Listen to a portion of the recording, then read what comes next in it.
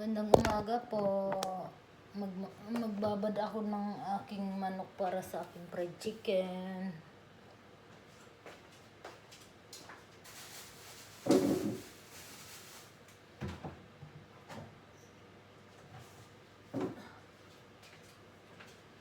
Bago ko siya ibabad sa asin, paminta at limon, ilamas ko siya sa asin at limon para yung langsa medyo mabawasan.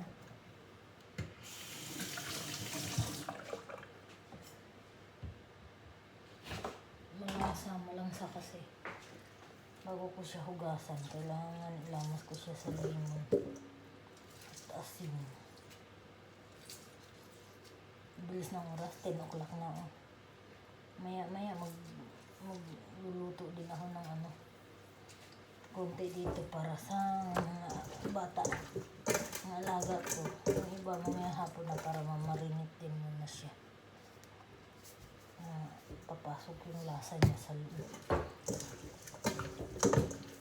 Bumili ako ng mushroom at zucchini.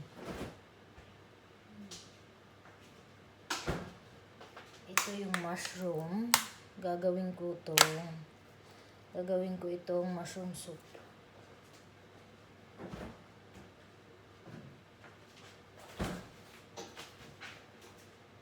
Ito yung zucchini. Kita niyo ito, zucchini. Buksan ko para makita. I-air fry ko siya. Ayan. Para may gulay. May kasamang gulay yung fried chicken. Ayun lang ako mag-try magluto nito. Tingnan ko kung magustuhan nila. Gusto ko rin kasi gulay. Ayan. Hiwain ko siyang pag ganun. Siguro dalawang i-air fry ko para hindi mamantika. Tapos inamiss kong kumain ng alam mo yung atay ng manok.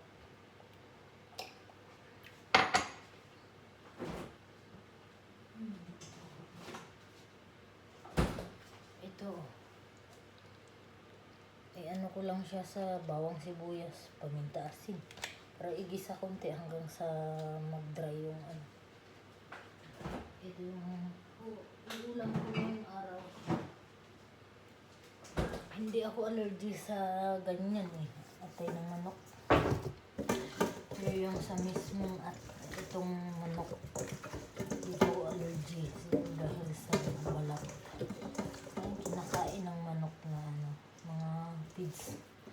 Sa Pinas naman, hindi ako allergy ng manok. Hindi ko alam, siguro dahil ang mga manok sa Pinas ang pinapakain mga bigas, palay,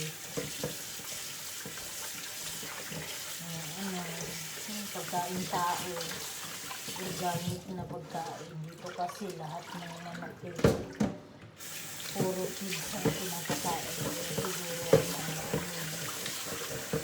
yan, ilamas ko na sa limon at asin bago ko siya hugasan. Tapos iyan na ko siya. Bagad siya sa paminta, asin, limon. Ngayong hapon ko ito yung iba. Ngayong tanghali magprito lang ako para sa mga bata. Kasi wala rin silang nakain ng tanghali.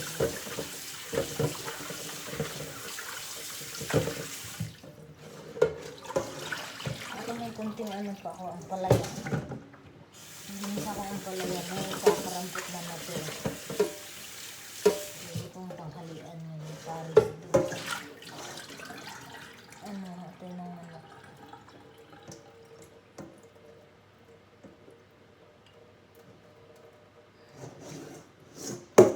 Kailangan ko ng lemon.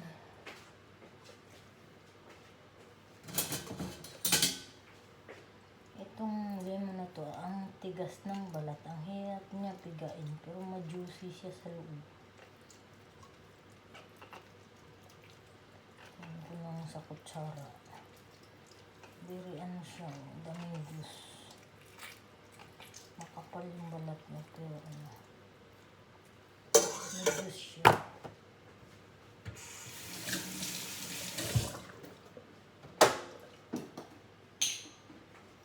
Marinate ko to para ano. Hindi kasi masarap pag linuto agad pagka timpla eh. Yung lasa niya nasa balat lang ng manok, hindi pumapasok sa loob.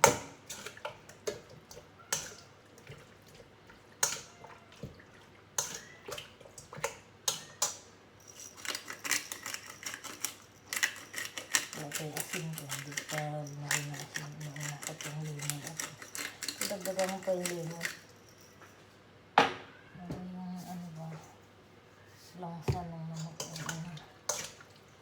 Dagdagan ko kunti yung limon.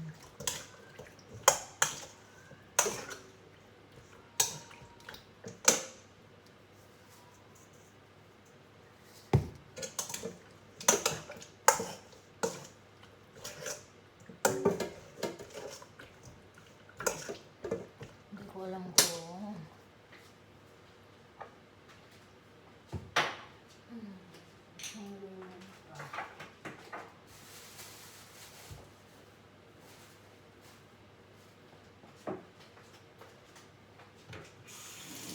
Ito, tapos maglinis ng bakal.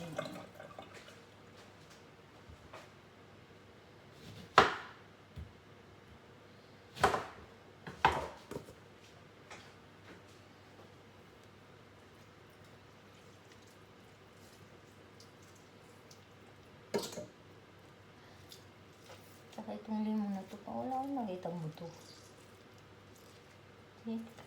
Wala akong buto.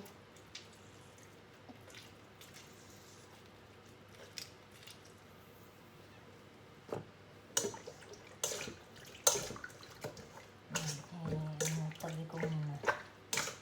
Maglinis na ako saglit. Maya mag-prito nito pagka ano. Para masam na yung likod niya.